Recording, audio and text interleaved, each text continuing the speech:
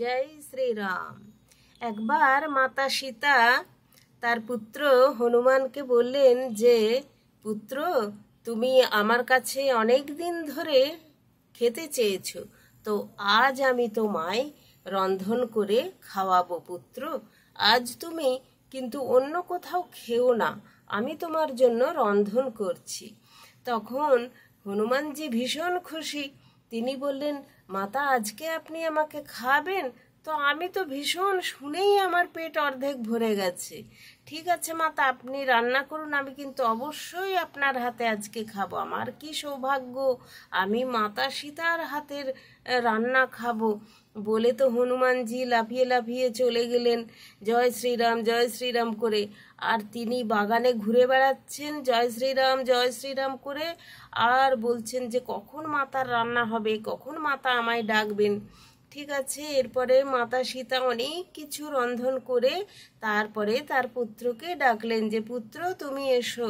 তিনি আসন টাসন পেতে পুত্রকে সুন্দর করে গুছিয়ে নানাবিধ ব্যঞ্জন সহকারে খেতে দিলেন। হনুমানজি সমস্ত খেয়ে নিলেন, নিয়ে বললেন, মাতা, আমার তো পেট ভরল না, আপনি আরও আমার জন্য খাবার আনুন। এত সুন্দর রান্না হয়েছে যে আমি নিমেষে খেয়ে ফেলেছি মাতা। তখন মাতা সীতা আবার গেলেন, গিয়ে যা ছিল লুচি, কিছু মিষ্টান্ন, কিছু ফলমূল, তিনি আবার এসে সেগুলি হনুমানজিকে দিলেন। হনুমানজি আবার তৎক্ষণাৎ সব উদরাসৎ করে ফেললেন। বললেন, মাতা, এত সুন্দর রান্না আমি কখনো খাইনি, আমি সব খেয়ে ফেলেছি মাতা, কিন্তু আমার পেট ভরেনি। আপনি আবার আমার রান্না আনুন, আমি খাবার আনুন, আমি খাবো। তখন মাতা সীতা খুব লজ্জায় পড়ে গেলেন, কেননা আর কিচ্ছু নেই।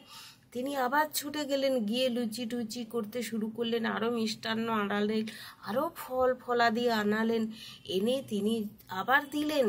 কিন্তু সেগুলোও খেয়ে ফেললেন। খেয়ে বললেন, মাতা, আমার তো পেট ভরছে না, আপনি আরও কিছু আনুন, আমি খাবো, আরও ফলাদি আনুন। তখন মাতা সীতা যখন গিয়ে কিছু ফল আর লুচি দেখছেন আছে, তখন তিনি আবার যখন ময়দা মাখতে গেছেন লুচি করবেন বলে, তখন সেখানে প্রভু শ্রীরাম গেছেন। গিয়ে বলছেন যে, সীতে, তুমি এত কেন চিন্তা করছো?